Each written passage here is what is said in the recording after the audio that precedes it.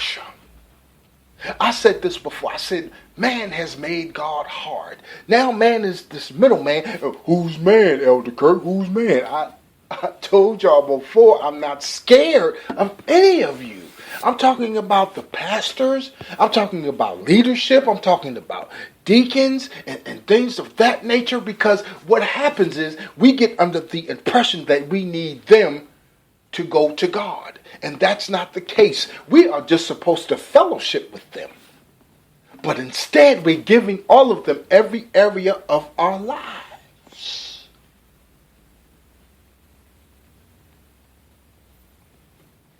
We have to get to the point to understand that's why Jesus, when he died, sent us a comforter, Holy Spirit, because Holy Spirit is to minister.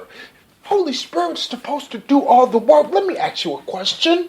Why is it that whoever is, like I said, before us, leadership, why is it that they have to work harder to do the work that Holy Spirit is supposed to be doing? You have totally X'd out Holy Spirit, and you've put you've put the job in man's hands, and man cannot do it.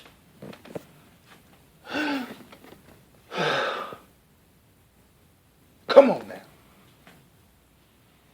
Let's relieve some of this pressure. We have to understand. That's why so many people are now going to spiritual. I'm spiritual. I'm spiritual now. And me being spiritual, I have a connection with my spirit.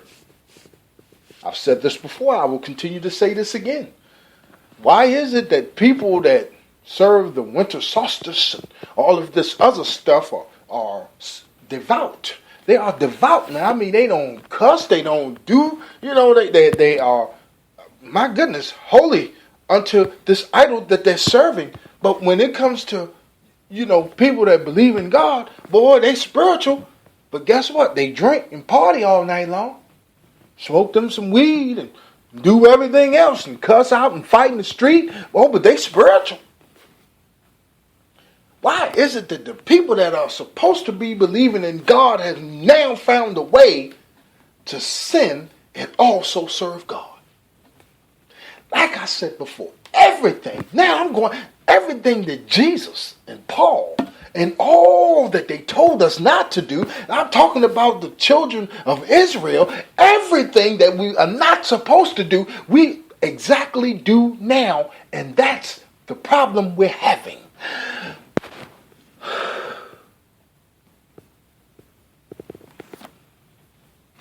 I was talking to my wife one time, and I'm going to put this in the terms so you can understand it. It's like when you're getting food stamps or Medicaid, and you're trying to get over on the system. You can't tell everything, because if you tell the truth, what happens? You're going to lose your benefits.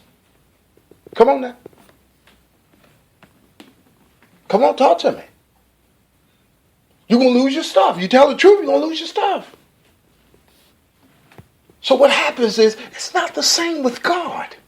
Please stop treating God like you would treat man, because God is not going to do that to you. God is not going to expose you. God is not going to put you out there on Front Street like that. And I hear some of you, well, Elder Kirk, God did it. Well, guess what? That happens when he is doing his best to get your attention and you are totally ignoring him. Okay? All right? When he has something to do with it, the long term will not be as bad as when a man did it. Let's relieve some of this pressure. I said it before and I'll say it again. Man has made God hard. So guess what? Now let's move man out of the way and let's get to God. I did not say do not go to church at all. I did not say that. I said go to Bible study. Fellowship. I have no problem with that. But do not give them every area of your life. And I'm also talking about leadership.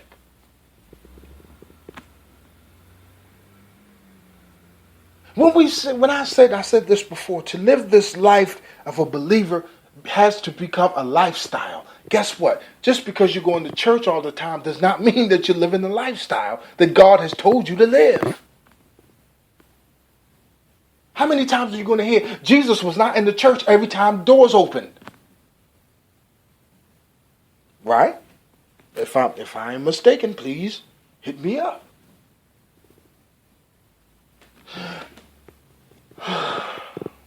Let's relieve some of this pressure. You've heard a person, you heard a person, you hear some people say, hey, serving God is easy. I like doing this. And you hear other people, oh, this is hard. This is hard. Serving God is hard. Hey, what do you say? Different strokes for different folks. Some people is easy, some people is hard. But guess what? This is supposed to be easy. I did not say easy to the point of where things don't come up and your faith get tested. I'm not talking about that. My goodness, my God. Jesus set us free, y'all. Why aren't we free? Because he did. But what happened was the church became bondage. There's no joy. There's no happiness. I'm going to be honest with you because I have to be transparent. I used to get off work. I was like, oh, man, I got to go to church. Oh, God, is there something else I can do to get to you? I had to be at the church all the time. Come on, y'all. But ain't nobody going to be serious. Ain't nobody going to be real like this. What bishop going to do this? They ain't going to do it. Because they're going to switch it around and then say, that's why I was faithful. Come on. No, we're not going to do that here. We're not going to do that here. No. You're not dealing with where you are right now. Why? Why is it that I didn't want, because, either I was tired or it was just like, man, you know what? It's the same old. Nothing's changing. They saying the same stuff. They're doing the same thing. I'm just there to work. Why don't we keep going just to work?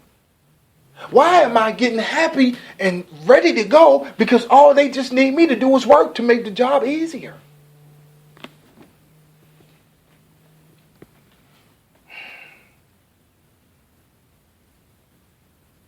I'm going to close this out and I'm going to be totally honest.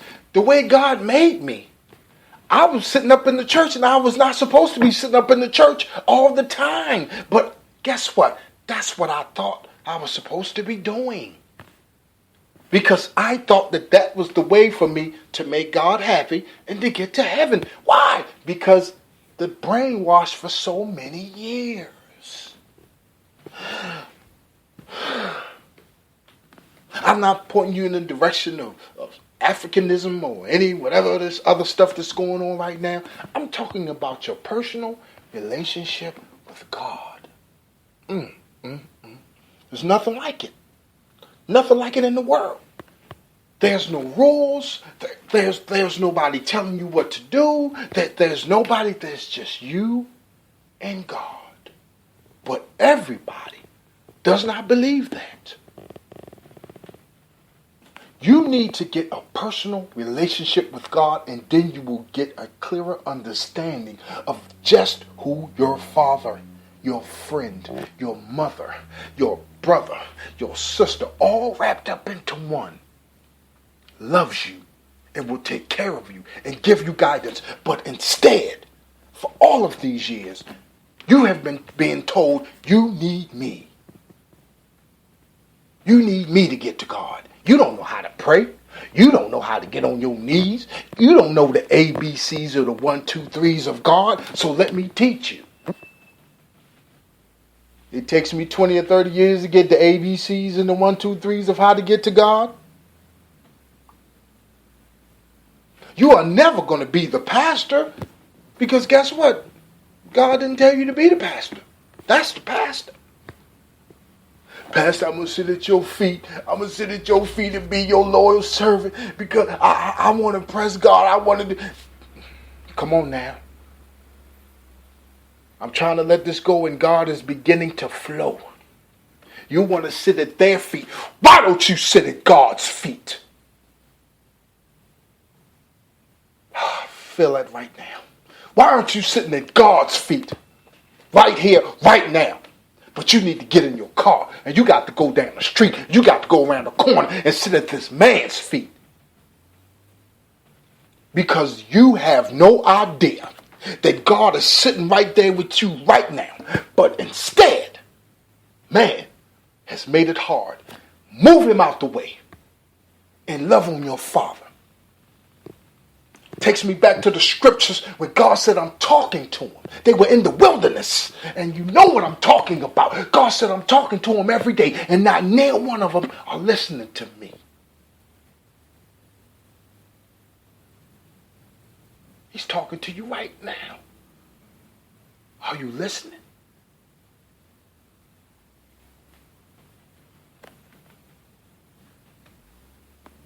Let God minister to you, please.